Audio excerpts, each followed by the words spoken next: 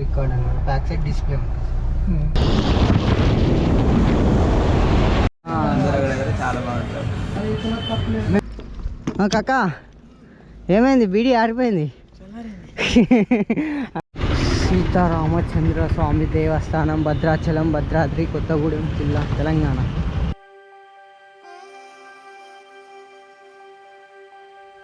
Friends, ఇట్లాంటి వ్యూని నా జీవితంలో ఎప్పుడు క్యాప్చర్ చేయలేదు. వెల్కమ్ టు తల్లి తెలంగాణ సిటీస్.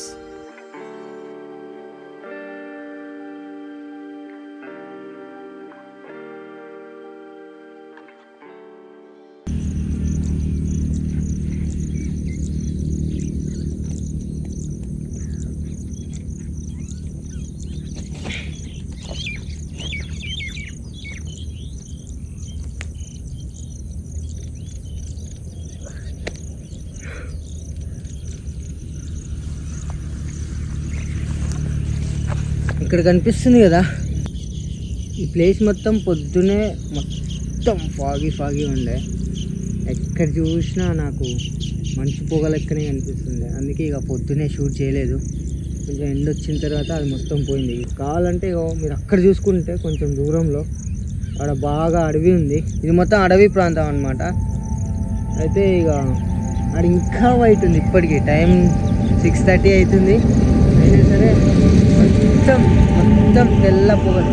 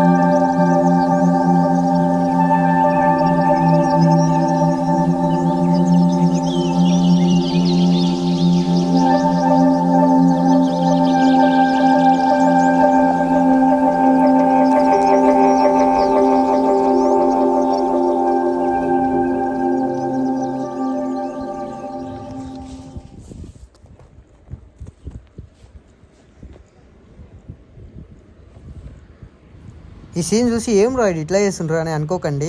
నేను ఒకప్పుడు 100 డిప్స్ కొడుతుంటే, కానీ ఈ మధ్యన ఇక తక్కువ కొడుతున్నా. గిట్లేందుకు చేస్తున్నా అంటే బాడీ ఫిట్ పెట్టుకోవడానికి నేను ఇట్లా డిప్స్ కొడుతుంటా. మీరు కూడా డిప్స్ కొట్టండి, బాడీ ఫిట్ పెట్టుకోండి. గట్లనే మీరు ఎన్ని డిప్స్ కొడతారో కామెంట్ చేయండి. అండ్ సబ్స్క్రైబ్ కూడా చేయండి బ్రో, మర్చిపోకండి. అండ్ ఇప్పుడు మనం వెళ్దాం భద్రాచలం. Let's go Bhadrachalam.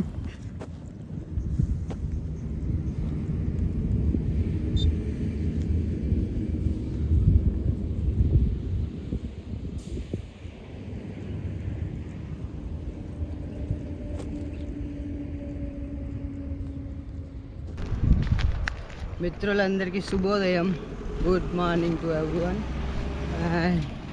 ఈరోజు మనం ఎక్కడ వెళ్తున్నామంటే భద్రాచలంకి. ఇక్కడ నుంచి 120 కిలోమీటర్స్ ఉంది భద్రాచలం వచ్చేసి.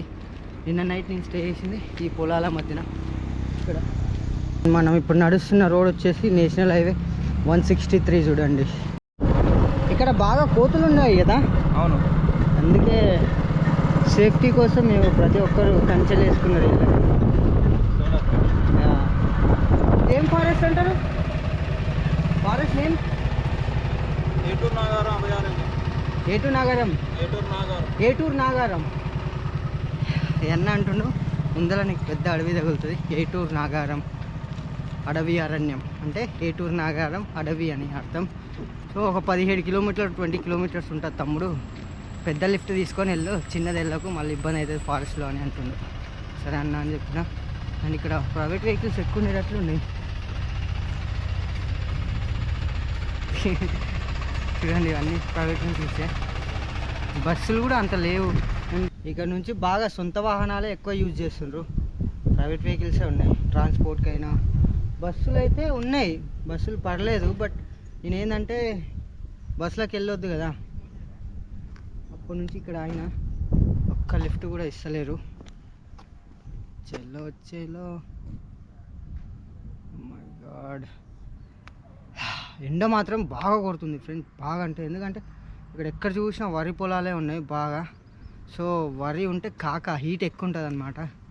నాకైతే ఫుల్ చెమటలు వచ్చినాయి పొద్దుగాల నుంచి. ఆ వర్షంలో నుంచి చెమటలు వస్తూనే ఉన్నాయి. ఎంత ఎండ ఎక్కువ అవుతుంటే అంత చెమటలు వస్తున్నాయి.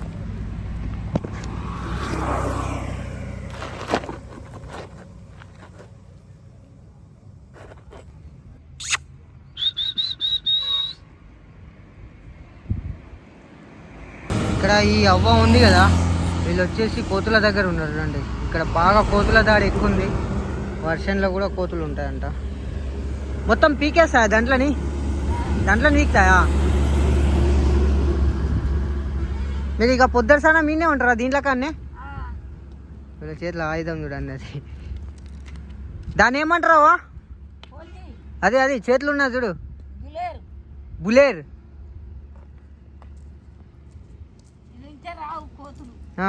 అదే రాయి పెట్టి కొడతారు కదా. మొత్తం ఆడ కోతులు రెస్ట్ తీసుకుంటున్నాయి. కొంచెం ఛాయిస్ ఇస్తే అయిపోయాయి, ఇంకా వచ్చేస్తాయి. వీళ్ళిద్దరు ఈయనే కూలి ఉన్నారంట.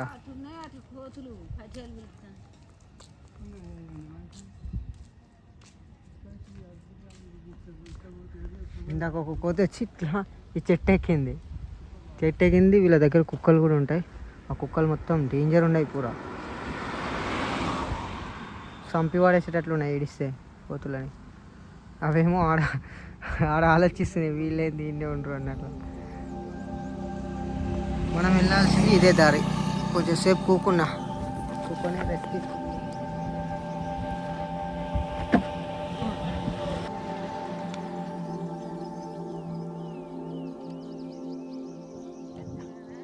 నాకా ఇప్పుడు మన ఇద్దరిని ఒక 2-3 వేల మంది చూస్తుంటారు, చూస్తున్నారు, ఆడున్నారు వాళ్ళు. నాకు ఇప్పుడైతే ఏం జీతం లేదు నాని, చేస్తున్నా ఇప్పుడు. చూద్దాం ముందల. సరే నాని, పోతున్నా, పోయి వస్తా. నడిస్తే ఎవరైనా బండి ఆపితే ఎక్కి పోతానే కాక. తినే స్టార్ట్ అయినా పొద్దున. సరే మరి పోయి వస్తా. కాకోళ్ళతోనే ఇట్లా మాట్లాడుతుంటే మంచిగా అనిపిస్తుంది కదండి. ఇట్లా వీళ్ళతో మాట్లాడుకుంటా మాట కలుపుకుంటూ పోయినాం అనుకో, టైం అనేది తెలియదు. కాక ఏమైంది? బీడీ ఆరిపోయింది అంటే పెట్టు మరి.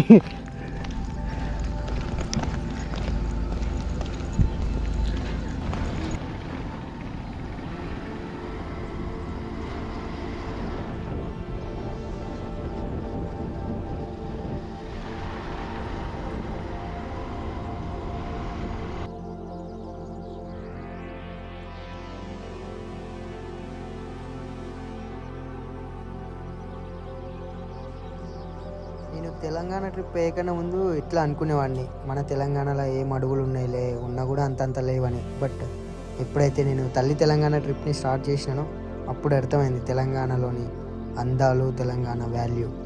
మనకు తెలియని ప్లేస్లు ఎన్నో ఉన్నాయన్న తెలంగాణలో, చాలా అంటే చాలా ప్లేస్లు ఉన్నాయి.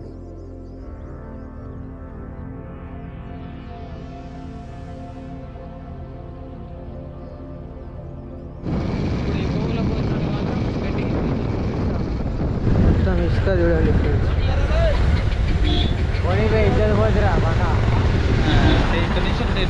అక్కడ నైట్ టైంలో స్టే చేయడానికి ఉంటుందా? అంటే నీకు ఎలా కావాలి?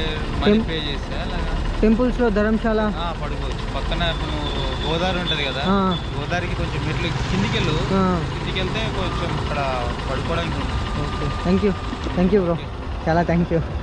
కలుద్దాం.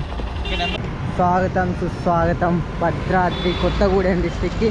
బాగా లేట్ అయిపోయింది ఫ్రెండ్స్. సీతారామచంద్ర స్వామి దేవస్థానం భద్రాచలం, భద్రాద్రి కొత్తగూడెం జిల్లా, తెలంగాణ. ఫైనల్గా టైం వచ్చేసి 7 అవుతుంది.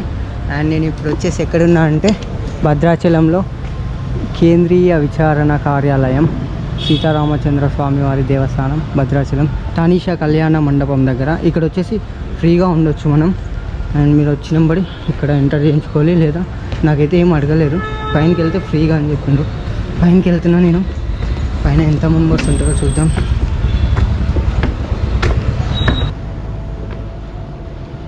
ఓకే, పైనకి వస్తే మనకి పెద్ద హాల్స్ ఉన్నాయి, 2 హాల్స్ ఉన్నాయి. ఇదైతే ఖాళీగా ఉంది, దీంట్లో జనాలు ఉన్నారు.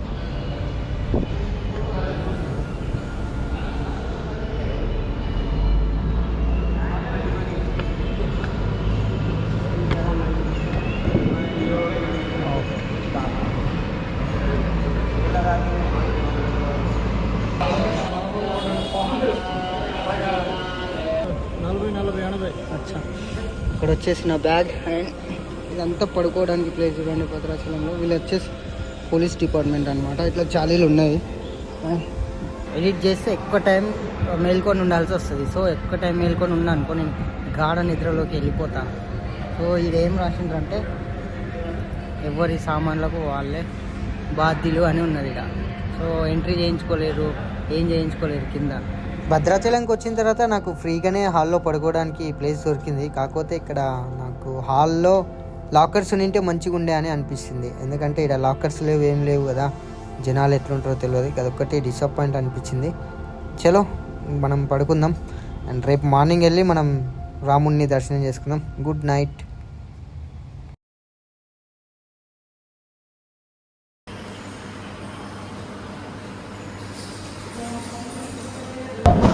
గుడ్ మార్నింగ్ అందరికీ. ఇప్పుడు నేను వెళ్తున్నాం భద్రాచలంలోని రాముడిని దర్శనం చేసుకోవడానికి. అండ్ మీ పేరు బ్రో? సేవలాల్. దీని వచ్చేసి మన ఫాలోవర్ చూడండి. వీడియోస్ అయితే మంచిగా ఉంటాయి కదా బ్రో. అండ్ మిమ్మల్ని కలిసినందుకు నాకు మంచిగా అనిపిస్తుంది. ఎందుకంటే ఇక్కడ అంటే ఇంత లోపల కదా, ఇది ఎక్కడనో మూలకు ఉన్నట్లు ఉన్నది తెలంగాణకి. ఇది వచ్చేసి 300 కిలోమీటర్స్ దూరంలో ఉంది హైదరాబాద్కి చెప్పాలంటే. నేను ఇక్కడ కూడా మన ఫాలోవర్ అంటే నాకు కొంచెం ఆనందంగా అనిపిస్తుంది. ఇప్పుడు మేము వెళ్తున్నాం దర్శనం చేసుకోవడానికి. వీళ్ళు వచ్చేసి నిన్న నైట్ ఇక్కడ వినాయకుడిని నిమజ్జనం కోసం వచ్చిండ్రు. సో అక్కడ చేసిన తర్వాత వీళ్ళు ఇక్కడే ఒక 50 కిలోమీటర్స్ దూరంలో అంట. వినాయకుడిని వేసిన తర్వాత ఇక్కడ వచ్చి వీళ్ళు నైట్ ఇక్కడ స్టే చేసి ఇప్పుడు మార్నింగ్ దర్శనం చేసుకొని వెళ్తున్నారు. ఏ విలేజ్ బ్రో మీది? జూలూరుపాడు. ఓకే, దర్శనం చేసుకొని ఇక్కడ నుంచి మనం స్టార్ట్ అయిపోదాం ఖమ్మంకి.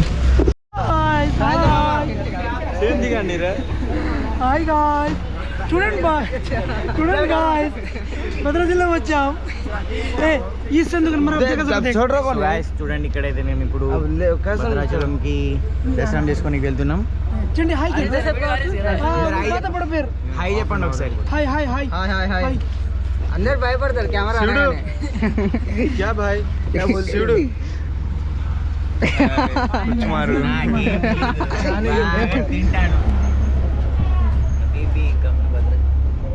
సో ఇలా వీళ్ళతో కలిసి నేను భద్రాచలం వచ్చిన. అయితే ఈ గుడి కట్టడానికి మెయిన్ కారణం ఎవరో తెలుసా? కంచల్ర గోపన్న.